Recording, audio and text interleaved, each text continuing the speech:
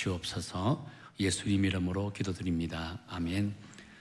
성경 말씀은 사도행전 2장입니다.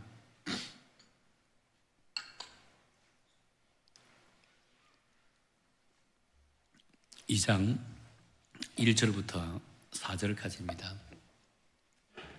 짧은 구절이기 때문에 한 목소리로 읽어 나가도록 하겠습니다. 사도행전 2장 1절부터 4절까지.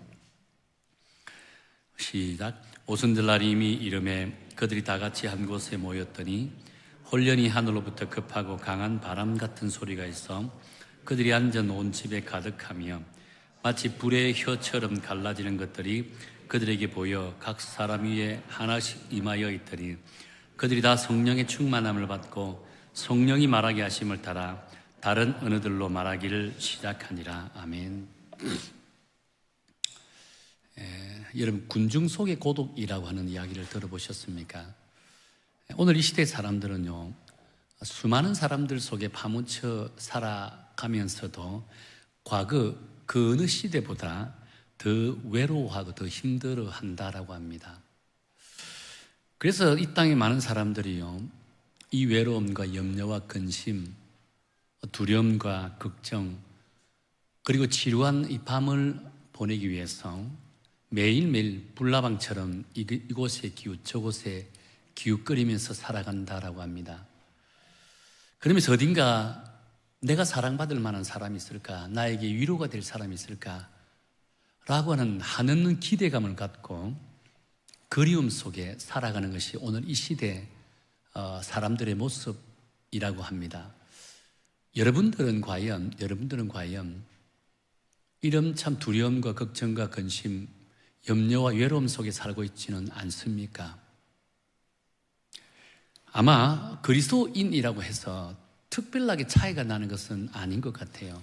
그리스도인이라도 그런 마음과 생각을 안고 살아가는 사람들이 우리 주변에 참으로 많은 것을 보게 된다는 겁니다. 그렇다면 여러분, 이 땅에서 외로움에 젖어 갈망하는 저 수많은 영혼들을 살릴 수 있는 방법은 없을까요? 그 길은 없을까요? 이 땅에 무너진 가정을 회복하고 죄악된 세상을 그 사람들을 살릴 수 있는 그 길은 없다라고 생각합니까? 세상은 없다라고 생각합니다. 세상 사람들은 그것을 찾지 못한다라고 합니다. 그런데 우리 그리스도인들에게는요, 길이 있습니다. 살 길이 있다는 거예요.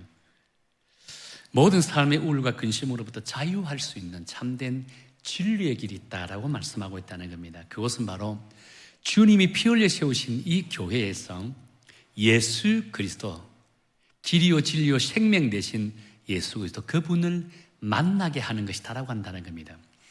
피 흘려 세우신 교회에서 성령의 인도함을 받게 하는 것이 이 세상에 정말 외로움과 걱정과 근심 속에 살아가는 이들, 나에게 사랑을 줄 사람이 없는가 찾아다니면서 방황하는 그들에게 진리의 길이 될 수가 있다는 거예요. 그렇다면 우리의 인생은 그 어떤 인생보다 정말 복된 인생, 정말 참된 행복한 인생을 살아가게 될 줄로 저는 믿습니다.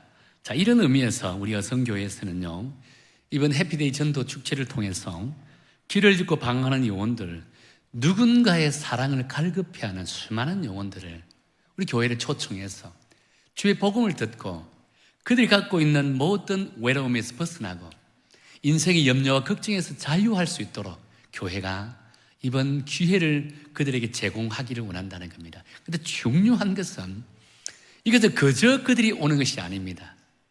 먼저 부름받은 우리가 그들에게 찾아가서 진리의 길을 인도해야 된다는 겁니다. 주의 복음을 증거해야 된다는 겁니다. 그래야만이 그들이 온전히 교회로 초청받을 수 있고 이 교회에 와서 복음을 듣고 그들이 가지고 있는 그 갈증을 해소할 수 있는 은혜가 저는 나타나게 될 줄로 믿습니다. 그런데 참으로 안타까운 것은 이런 사명을 감당하기 위해서 이런 복음을 감당하려고 하니까 막상 여러분이 복음의 현장에 달려가면 어떤 마음이 듭니까? 엄청나게 마음에 부담감이 있습니다. 어떤 분들은 두렵다고 하더라고요. 어떤 분들은 대단히 힘들어 하더라고요. 왜 그럴까요? 그것은 꼭 영적인 싸움이기 때문입니다.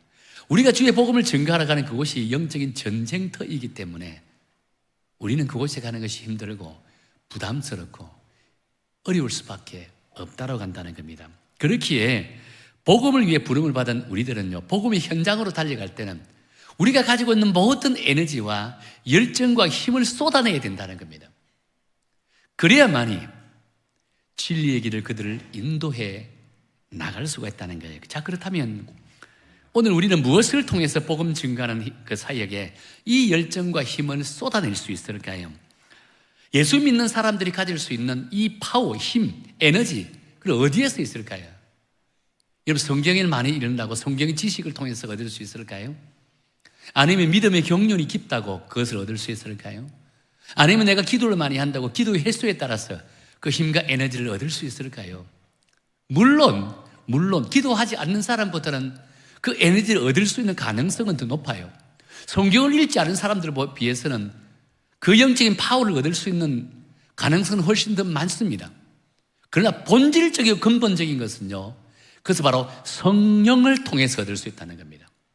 성령을 통해서 얻을 수 있다는 겁니다. 그래도 이 성령은 누구나가 가지고 싶다고 해서 가질 수 있는 것은 결코 아니라고 했습니다. 누구나가 이 성령을 통해서 능력을 발휘하고 싶다고 해서 발휘할 수 있는 것은 결코 아니라고 했습니다. 이것은 오직 예수 그리스도로 나의 구주로 영접할 수 있는, 영접한 사람만이 주어지는, 그런 사람에게 주시는 하나님의 선물이고 하나님의 축복이라고 한다는 것입니다.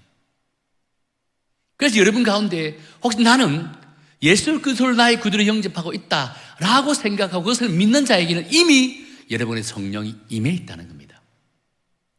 내가 구원의 확신이 있는 자에게는요, 이미 성령이 여러분에게 내주하고 있다는 겁니다. 그렇게 여러분의 힘과 능력과 에너지를 발산할 수 있다는 거예요. 단지 그것을 인지하지 못하고 깨닫지 못하고 활성화시키지 못하니까 성령이 우리 마음 깊은 곳에 요만큼 있는 것처럼 숨어 있다는 겁니다. 오늘 이 시대에 하나님께서 여러분을 부르십니다.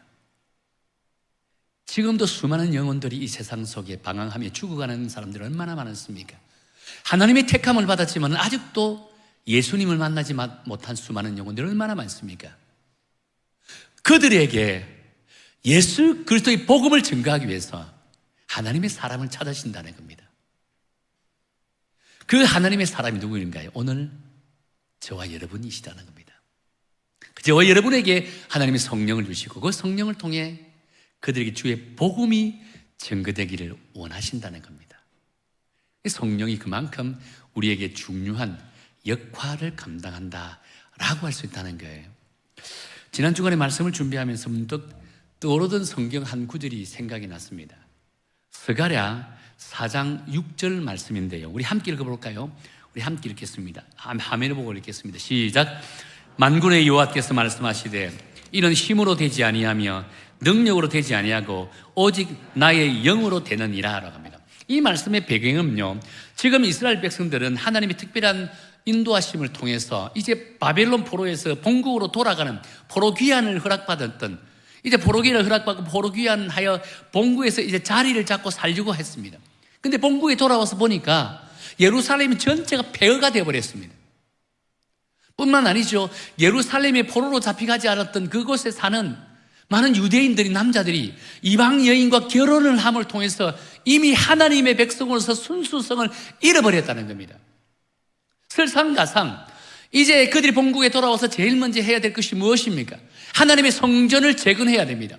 하나님으로부터 성전 재건을 허락받고 성전 재건을 시작했습니다. 근데 불과 얼마 지나지 않아서 이웃 나라들로 방해로 인해서 성전 재건도 중단된 상태입니다. 그 장작 15년 일한 시간 동안 성전 재건을 하지 못하고 중단된 상황이었다는 겁니다. 그러니까 그들의 인생, 이스라엘 백성들에게는 희망이 없습니다. 자신들의 삶의 여정을 보면 이제 어떻게 우리가 살아갈까? 어떻게 우리가 다시 일어설 수 있을까? 성전도 재건하지 못하는 우리는 어떻게 살아갈까?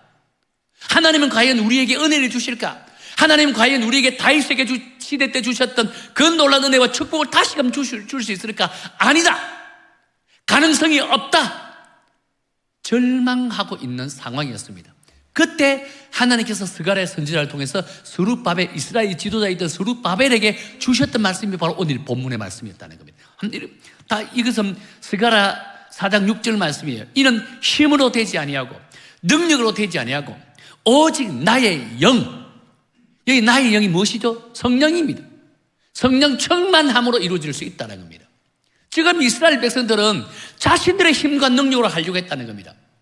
자신들이 가지고 있는 재물로서 성전을 건축하고 예루살렘 성을 다시 재건하려고 했다는 겁니다. 하나님 그것이 아니라고 했습니다. 인간의 힘으로 하는 것이 아니라고 했습니다. 인간의 능력으로 하나님의 나라를 세우는 것이 아니라고 했다는 겁니다. 하나님의 나라를 세울 수 있는 것은 또 한 가지, 하나님의 영, 성령이 임해야 된다는 것입니다. 그럴 때 하나님의 나라를 세워 나갈 수 있다는 겁니다. 성전을 재건해 나갈 수 있다는 거예요. 그렇습니다. 우리가 하나님의 나라를 세우고 주의 복음을 전하는 사역은요, 세상의 그 어떤 힘으로, 그 어떤 능력으로, 그 어떤 지식으로, 그 어떤 재물로 할 수 있는 것이 아니라는 겁니다. 오직 성령의 능력을 의지해야만 한다는 겁니다. 성령이 함께할 때 도무지 돌아오지 않을 것 같은 사람들도 성령이 그에게 감화 감동 주시면 다시금 하나님의 백성으로 돌아오게 되어준다는 거예요. 이 얼마나 놀란 하나님의 은혜이지 않을 수가 있겠습니까? 여러분, 이 세상 일도 마찬가지입니다. 왜 많은 사람들이 세상의 일들로 인해서 절망하고 낙담하고 낙심하고 있습니까? 심지어 스스로 목숨까지 끊고 있습니까? 그것은요, 마치 자기가 세상의 주인인 양, 세상을 구원할 자인 양 착각해 나간다는 겁니다. 내가 모든 것을 할 수 있다는 겁니다. 지금까지 나의 힘으로 해왔다는 겁니다. 내 지식으로, 내 지혜로 사업을 일구어 왔다는 겁니다. 가정을 일구어 왔다는 겁니다. 그런데 여러분, 막상 엄청난 문제 앞에 직면하게 되면 어떻습니까? 그것을 극복하지 못하는 자기 자신을 바라볼 때 오히려 더 비참한 자신의 모습을 발견하게 된다는 겁니다. 그러니까 절망하고, 그러니까 쉽게 인생을 포기해버리는 참으로 안타까운 모습을 가지게 되어진다는 것입니다. 분명한 것은요, 우리에게는 아무런 힘도 없고 능력도 없습니다. 그래서 우리가 단 하루를 살아도 하나님이 주신 힘과 능력으로 살아야지, 내가 가지고 있는 힘과 능력으로 살려고 하면 결코 안 된다는 겁니다. 오히려 더 큰 절망감을 가지게 되어진다는 거예요. 리구렌 목사님이 쓰신 책에 보면 무하마드 알리에 대한 이런 이야기를 쓴 내용이 있습니다. 우리 젊은 친구들 무하마드 알리 아세요? 무하마드 알리는 세계의 복서입니다. 복서. 당대 이 무하마드 알리를 이길 수 있는 사람이 거의 없습니다. 근데 이분이 이제 파킨스병에 걸려서 오랫동안 투병생을 하다가 세상을 떠나게 되죠. 근데 파킨스병에 걸려서 투병생을 하는 도중에 2012년도에 런던 올림픽 마지막 성화봉송 기자, 마지막으로 이 개양, 올림픽 길을 개양하는 기수 역할을 감당했습니다. 근데 여러분, 그 당시에 아직도 제 머리에 생생하게 남아있는데, 올림픽 길을 개양하기 위해서 이 단에 올라가는데 그때 몸이 부들부들 떨면서, 손도 부들부들 떨면서, 몸도 들들들 떨면서 올라가더라고요. 참 그 모습 보니까 마음이 아프더라고요. 이분이 전성기에는요, 세상에서 자기를 이길 사람은 아무도 없다라고 생각했습니다. 자기가 세상에서 최고의 강자라고 생각해, 실제로 그랬으니까요. 그런 자가 파킨슨병에 걸리니까 온몸을 부들부들 떨면서 국기 개양대 그 올림픽 개양기도 못할 정도의, 혼자서 감당하지 못할 정도의 연약한 자의 모습을 보니까 얼마나 마음이 아픈지요. 여러분, 올림픽 계획식이 끝나고 많은 기자회견을 합니다. 그때 무하마드 알리가 기자들에게 무슨 말을 한 줄 아세요? 그 내용을 리구렌 목사님이 쓴 책에 나와 있더라고요. 한번 읽어드릴게요. 사람보다도 하나님이 더 강하시다는 것을 입증하기 위해 제가 파킨스병에 걸렸습니다 라고 했다는 거예요. 무하마드 알리가 이슬람 교도인 줄 알았는데 자기가 고백한 내용을 보면요, 이 기독교인 같더라고요. 사람보다 하나님이 더 강하시다는 것을 입증하기 위해 제가 파킨스병에 걸렸습니다라고 했다는 겁니다. 여러분, 우리 인간에게서 있는 힘이 어떤 힘일까요? 우리 인간에게 있는 힘은요, 유한한 힘입니다. 언제는 그 힘이 사라진다는 겁니다. 그런데 세상에 많은 사람들은 지금 자신이 힘과 권력과 재물과 능력을 가지고 있다고 영원히 지속될 것처럼 행동하는 사람들이 참으로 많습니다. 여러분, 인간의 힘은 곧 얼마 가지 않아서 바뀌어버립니다. 힘이 빠진다는 거예요. 우리나라에 지금까지 우리나라의 절대 권력을 가지고 있는 사람들 한번 보세요. 어떤 일이 벌어질까요? 어떤 분은 총에 맞아 죽고, 어떤 분은 감옥에 가고, 또 감옥에 가고, 또 감옥에 가고, 또 감옥에 가고. 이 우리나라의 절대 권력을 가지고 있던 사람들의 말로입니다. 세상의 힘은 이렇다는 겁니다. 지금 혹이나 여러분들이 어느 위치에 있든지 나는 힘을 가지고 있다고 생각하는 분들이 있더라면 착각하지 마세요. 한 방에 날아가 버립니다. 한 방에 날아가는 것을 경험해 보신 분들은 절대 자기가 가지고 있는 힘에 대해서 교만하지 않습니다. 할 수도 없습니다. 왜? 하나님의 위대함을 알기 때문입니다. 그런데 세상의 사람들은 그 힘이 마치 영원할 것이다 라고 생각하면서 그 힘만 의지하는 사람들이 얼마나 많은지 모른다는 겁니다. 중요한 사실은 우리가 정녕 그리스도인이라면 이대로 우리는 세상의 힘을 의지해서는 안 된다는 겁니다. 우리를 죽기까지 사랑하셨던 예수 그리스도, 그분을 통해 주시는 성령의 능력을 의지해야만 한다는 거예요. 자, 그렇다면 여러분, 이러한 성령을 우리는 어떻게 경험할 수 있을까요? 오늘 우리가 함께 읽었던 사도행전 2장에 보면 성령이 우리에게 찾아왔음을 이렇게 말씀하고 있다는 겁니다. 예수님께서 우리 죄를 위해서 십자가에 돌아가시고 3일 만에 부활하셨습니다. 그리고 이 땅에 며칠간 거주하셨죠? 40일 동안 거주하시면서 제자들에게 나타내 보이시고 다른 많은 사람들에게 나타내 보였습니다. 그리고 나서 40일이 지난 날에 하늘로 승천하셨다라고 했습니다. 그런데 하늘로 승천하시면서 제자들에게 몇 가지 당부의 말씀을 주셨는데 그 당부의 말씀 가운데 하나가 성령을 사모하라 라고 말씀하셨다는 거예요. 자, 제자들은 예수님의 주신 말씀을 붙들고 날마다 마가의 다락방에서 성령을 사모하면서 기도하기 시작했습니다. 얼마나 열심히 기도했겠습니까? 그런데 열심히 기도하다가 하루는 그날이 오순절이었습니다. 오순절 날이었습니다. 다시 말해서 예수님이 부활하시고 승천하시고 나서 10일째 되는 날입니다. 그곳에서 120명의 제자들이 모여서 한참을 기도하고 있는데 갑자기 하늘로부터 급하고 강한 바람이 슉 몰아쳤다는 겁니다. 깜짝 놀랐습니다. 그런데 그 바람 소리와 함께 120명의 제자들이 기도하고 있는 그 머리 위에 뜨거운 불 같은 것이 쫙 내리쳤다는 겁니다. 순간적으로 제자들이 얼마나 깜짝 놀랐겠습니까? 자, 불 같은 그저 뜨거운 은혜가 확 임재하는데 갑자기 각자가 기도하는 그 입술에 혓바닥이 갈라지는 것처럼 갑자기 목소리가 달라지기 시작한다. 말투가 달라지기 시작한다는 겁니다. 성경에 기록되어 있을 뭐라고 되어 있습니까? 각기 다른 언어로 말하기 시작했다고 되어 있습니다. 우리 이것을 두고 방언이라고 합니다. 방언. 이런 방언의 진정한 방언은 샬라샬라 하는 게 아니에요.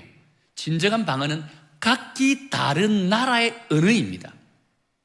각기 다른 나라로 방언하기 시작했다고 했습니다. 그러면서 하나님을 찬양했다는 겁니다. 여러분, 얼마나 황홀한 환경일까요? 그 순간을 경험했던 제자들이 얼마나 깜짝 놀랐을까요? 신학자들은 이 사건을 두고요, 성령 세례 사건이라고 이렇게 지칭을 한다는 겁니다. 자, 그렇다면 여러분, 그럼 오늘날에도 이와 같은 이 환상적인 일들이 일어날 수 있을까요? 답은 일어날 수도 있고 일어나지 않을 수도 있다는 겁니다. 성령은 하나님이 당신의 택감받은 백성들에게 주시는 온전한 선물이라고 했습니다. 예수님을 구주로 영접하는 순간 누구에게나 성령이 임재한다라고 했습니다. 그런데 임재하는 방법이 단편 일률적으로 임하는 것은 결코 아니라고 했습니다. 어떤 사람은 오늘 읽었던 마가의 다락방에 일어난 것처럼 환상적인 모습으로 임재하는 사람이 있고 어떤 사람은 조용하게 임하는 것 수도 있다는 겁니다. 그런데 오늘날 대다수의 그리스도인들은요, 성령의 임재가 조용하게 임한다는 겁니다. 물론 어떤 사람에게는요, 조용하게 임해가지고는 예수님이 영접하지 않고 조용하게 임하고는요, 예수를 믿지 않을 것 같으니까 하나님이 택함받은 백성이 그 백성에게 어떨 때 강력하게 임할 수도 있습니다. 저는 강력하게 임했거든요. 대다수의 사람들은 조용하게 임한다는 겁니다. 자, 그런데 여러분, 안타깝게도 오늘날 대다수의 그리스도인들은요, 마가의 다락방에 임했던 이 환상적인 성령, 이 성령만을 갈급한다는 겁니다. 분명히 내 안에 조용히 성령이 임하고 있는데 나 역시 마가의 다락방에 임한 것처럼 환상적인 그런 모습, 환상적인 사건을 보여주옵소서라고 기도하는 사람이 있는 거예요. 그것을 보여줘야만 내가 구원받은 그런 확신을 가질 수 있습니다라고 참으로 어리석은 사람들도 있다는 겁니다. 그런 사람들이 있으니까 그런 사람들 때문에 이단에 빠지게 되고 신비주의자가 되어진다는 겁니다. 하나님은 모든 사람에게 똑같은 방법으로 임하지 않습니다. 그 사람의 상황과 환경과 여건과 성격, 심지어 성격에 따라서 성령이 임하는 방법이 다양할 수 있다는 거예요. 우리 그것을 인정해야 된다는 겁니다. 단 우리가 예수 그리스도를 나의 구주로 믿는다면, 구원의 확신이 있는 그 순간에 이미 우리는 성령 세례를 받았다라고 말씀하고 있다는 겁니다.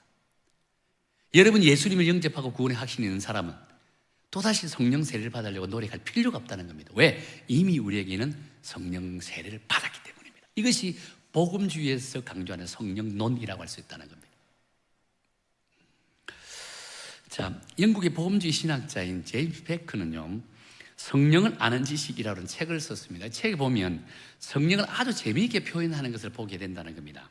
성령의 가장 두드러진 특징은요, 뭐라고 이야기했냐면요, 거룩한 수줍음이라고 이렇게 표현하더라고요. 성령의 가장 중요한 특징, 거룩한 수줍음이라고 합니다. 여러분, 수줍음 하면 우리는 보통 소심한 사람이 대인관계를 통해서 나타나는 특징을 이야기하잖아요. 그렇지 않으면 자기 스스로 움츠러진 모습, 이 자체를 지극히 내성적인 사람이 가지는 것이 수줍음이라고 이렇게 표현합니다. 그런데 제임스 패크가 말하고 있는 이 수줍음은 그런 차원의 수줍음이 아니다는 겁니다. 이 수줍음은요, 자신을 드러내지 않고 상대에게만 모든 관심을 쏟는 사랑의 특징을 의미한다고 이야기했습니다. 그러면서 성령은 결코 자신을 드러내지 않고 내가 죽도록 사랑하시는 예수 그리스도만을 드러내는 삶, 예수 그리스도만을 드러내는 것, 그것이 성령의 역발 특징이라고 한다는 겁니다. 그렇게 우리가 진정 예수님을 믿고 성령의 내주함을 입은 그리스도인이라면요, 결코 성령의 화려한 그런 환상이나 현상과 성령의 역사를 그렇게 갈망할 필요는 없다는 겁니다. 성령의 거룩한 수줍음을 통해서 자신에게서 예수 그리스도를 드러내는 삶, 그것이 성령 충만한 삶이라고 한다는 거예요. 다시 말해서 인격적으로 예수님을 닮아가는 삶, 그런 자가 성령 충만한 삶이라고 한다는 겁니다. 그럴 때 정녕 우리는 성숙한 그리스도인이 될 줄로 저는 믿습니다. 사실 오늘 저는 본문의 말씀을 묵상하면서 나름 많은 고민과 질문을 던져보았습니다. 어떤 질문을 던진다면요, 하나님께서는 왜 저 120명 제자들에게 성령을 부어주셨을까? 성령을 주시면서 그들에게 요구하는 것이 무엇일까라고 생각했습니다. 여러분, 제가 왜 이런 질문과 고민을 하는 줄 아세요? 그것은 곧 이 질문에 대한 해답이 곧 오늘을 살아가고 있는 우리 그리스도인들, 저와 여러분이 추구해야 될 그런 믿음의 자세이자 성령이 우리들에게 요구하는 사명이기 때문입니다. 그런데 여러분, 이 고민에 대한 질문에 대한 답은 바로 쉽게 찾을 수가 있었습니다. 곧이어 4절에 보면 나와 있잖아요. 우리 4절 한번 다 읽어볼까요? 우리 4절입니다. 시작.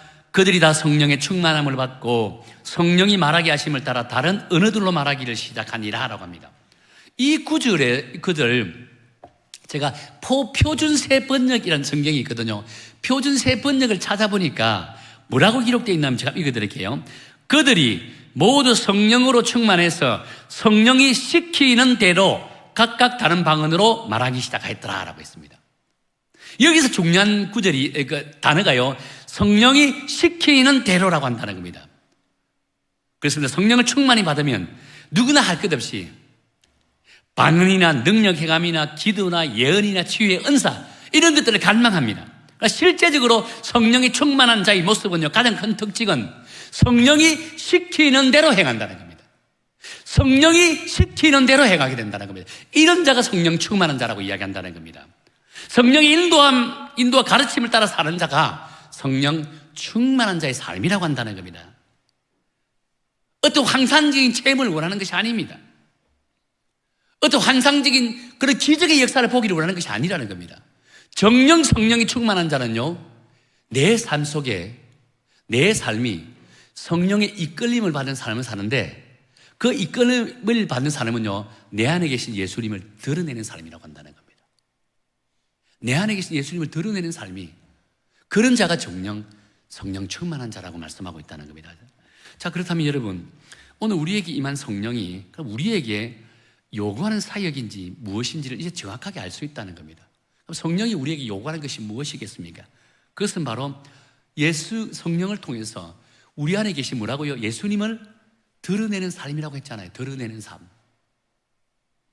또는 우리가 그리스도인으로 예수님을 닮은 삶을 살기를 원한다라고 했다는 겁니다. 이것이 하나님께서 우리에게 기대하는 성령의 사역, 성령이 요구하는 사역이라고 할 수 있다는 겁니다. 오늘 본문에 등장하는 예수님의 제자들 역시 성령을 충만히 받게 되죠. 이제 마가의 다락방에서 오순절날 열심히 기도하니까 성령이 불같이 임했다 했습니다. 성령을 충만히 받았다 했습니다. 그런데 성령이 충만히 받자 제일 먼저 그들이 한 것이 무엇이었습니까? 성령의 이끌림을 받아 어디로 갔다고요?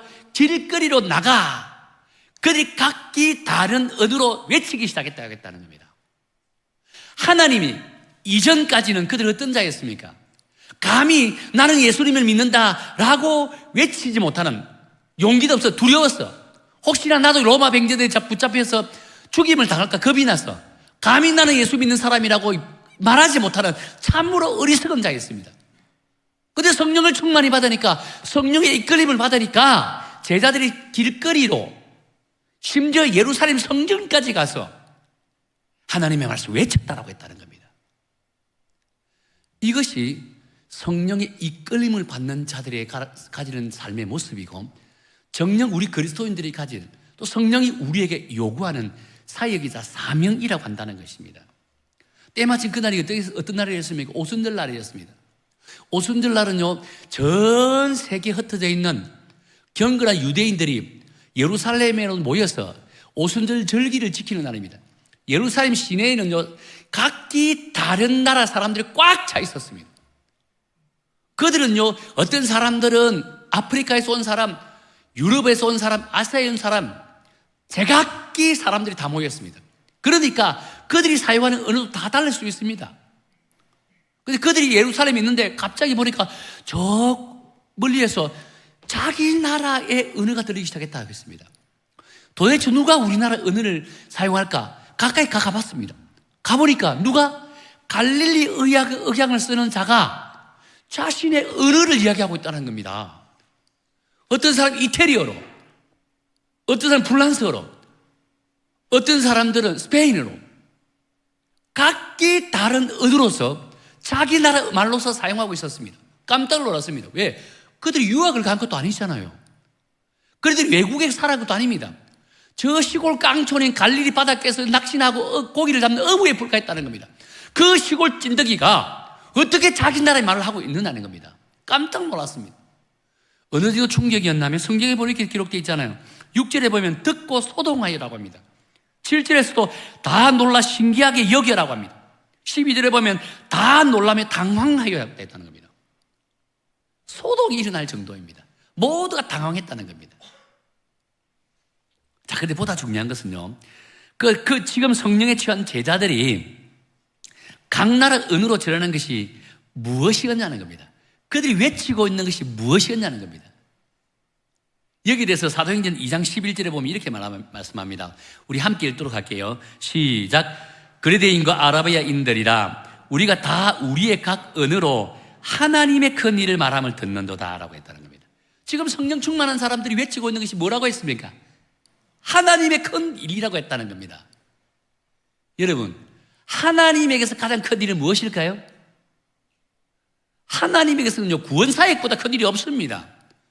이 구원 사역을 위해서 당신의 독생자까지 십자가에 내어줬잖아요. 당신의 독생자 십자가에 고난받고 죽도록 내버려 두셨습니다. 우리 인류를 구원하기 위해서였습니다. 그래서 하나님의 가장 큰 일은 우리 인류를 구원하는 구원 사역이라고 할 수 있다는 겁니다. 그런데 지금 제자들이 각기 다른 언어로 뭘 이야기하고 있다고요? 구원의 말씀을 선포하고 있다는 겁니다. 허물 많은 우리 인간들을 위해서 십자가에 돌아가신 그 예수 그리스도 3일 만에 부활하셔서 하늘로 승천하셨는데 그 예수님을 믿은 자에게는 죄가 사함받고 영원한 생명을 선물로 얻을 것이다 라고 한 이 복음을 지금 선포하고 있다는 겁니다. 각기 다른 언어로, 각기 들을 수 있는 언어로 이 복음의 메시지를 전가하고 있다는 겁니다.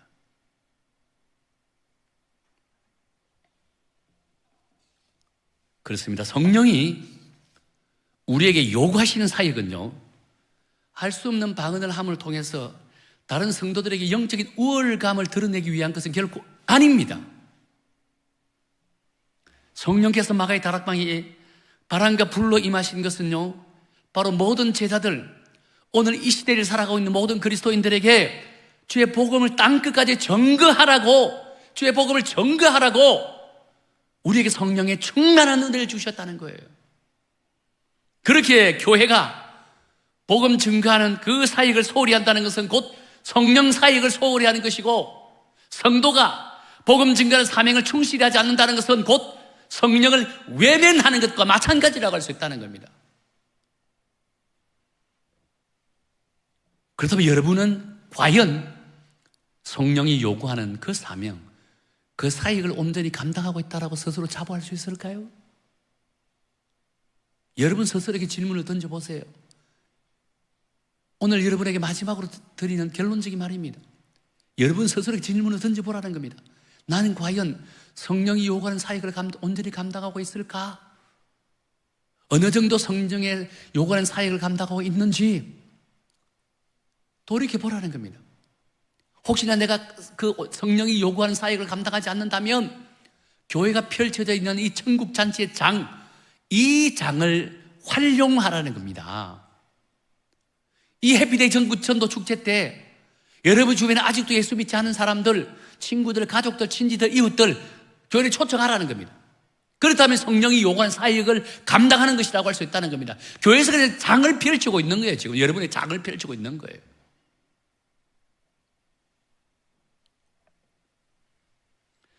설교를 준비하면서 오래전에 읽었던 책이 한 권 생각나서 여러분에게 소개하고 말씀을 맺도록 하겠습니다. 제1대 문화부 장관을 역임했던 이어령 박사님 아시죠? 지금은 고인이 되셨는데요. 이어령 박사님이 예수님을 영접하게 됐습니다. 누구를 통해서 예수님 영접하게 됐죠? 자신의 딸 이민아 목사님으로부터 전도를 받아서 예수님을 영접하게 되었다라고 했습니다. 지금도 이민아 목사님은 지금은 고인이 되셨습니다. 이분이 돌아가시기 직전에 책을 한 권 남기고 돌아가셨습니다. 책 제목이 땅에서 하늘처럼이라는 책입니다. 아주 베스트셀러였습니다. 오래된 책이죠. 근데 이 책을 내용은 보면요, 어떤 내용이냐면 이민아 목사님의 삶의 간증을 기록한 그 간증서나 마찬가지라고 할 수 있습니다. 이민아 목사님은 결혼하고 또 아이 둘을 낳았습니다. 그리고 곧바로 이혼을 했습니다. 이혼하고 또다시 재혼했습니다. 재혼하자마자 위암 말기 판정을 받게 된다는 겁니다. 그때부터 투병 생활을 이어갑니다. 그뿐만 아니죠. 자신의 아들 가운데 큰 아들은 갑자기 세상을 떠나게 됩니다. 둘째 아들은 자폐증에 걸리게 됩니다. 얼마나 힘들고 어려운 삶을 살아왔습니까? 물론 부모님 잘 만나가지고 그동안 참 어떻게 보면 이렇게 금수저처럼 삶을 살아왔다 할지라도 그의 삶의 여정을 보면 결코 순탄한 인생은 아니었습니다. 고난과 고통과 정말 힘들고 어렵고 외로운 인생을 살았다는 겁니다. 그러면서 예수님을 영접하게 된 거예요. 영접하고 나니까 별 세상을 경험하게 되어졌더라고 합니다. 예수님을 영접하는 순간, 죽는 그 순간까지 주의 복음을 증거하면서 살았다는 겁니다. 특별히 불우한 청소년들에게 복음을 참 많이 전했다라고 합니다. 죽는 그날까지 복음을 전하면서 살았다라고 했습니다. 그러면서 그가 남긴 책에 보면 이런 챕터, 이런 글이 있습니다. 제가 한번 읽어드릴게요. 한번 읽어드리겠습니다. 저는 2002년 2월 22일 성령 안에서 거듭났습니다. 영적으로 장애가 있었던 죄가 온전한 영접, 온전한 구원, 거듭남의 은혜를 깨닫고 고백을 하는 순간 눈이 열리고 귀가 열리고 돌처럼 딱딱하게 굳어있던 마음이 녹기 시작했습니다. 그날의 고백으로 예수님의 십자가 보혈의 능력이 제게 임했고 그때부터 성령님이 저를 인도하기 시작했습니다. 그리고 어디서 생긴 힘인지 모르지만 복음을 전하게 되었습니다. 투병생을 하면서 힘도 없습니다. 항암 치료한다고 어떻게 힘이 있습니까? 그럼에도 불구하고 어떻게 힘이 났는지 복음을 전하고 있더라는 겁니다. 마지막 순간까지 복음을 전하고 있더라는 겁니다. 저는 여러분, 십자가 앞에서 예수님을 부인하고 도망치던 그토록 야가 빠진 정말 약하게 그지없었던 이 제자들이 그토록 용기 있게 성전에서 길거리에서 복음을 외쳤던 그 이유가 어디에 있을까요? 신경 투병 생활을 하던 이 이민아 목사님이 생애 마지막 그토록 열심히 복음을 증거했던 그 이유가, 그 힘이 어디에 있었을까요? 바로 성령이 이분들과 함께 했기 때문입니다. 성령의 충만함이 임하게 되니까 한순간에 용기 없는 자가 용기가 생기게 되고 입이 어눌한 자가 입이 열리기 시작했고 힘이 없는 자가 힘을 가지게 되어졌더라는 겁니다. 이것이 성령 충만한 능력이라고 한다는 겁니다. 이것이 성령 충만한 그리스도인의 고백이라고 한다는 거예요. 사랑하는 성도 여러분, 여러분은 파워 있는 그리스도인이 되고 싶지 않습니까?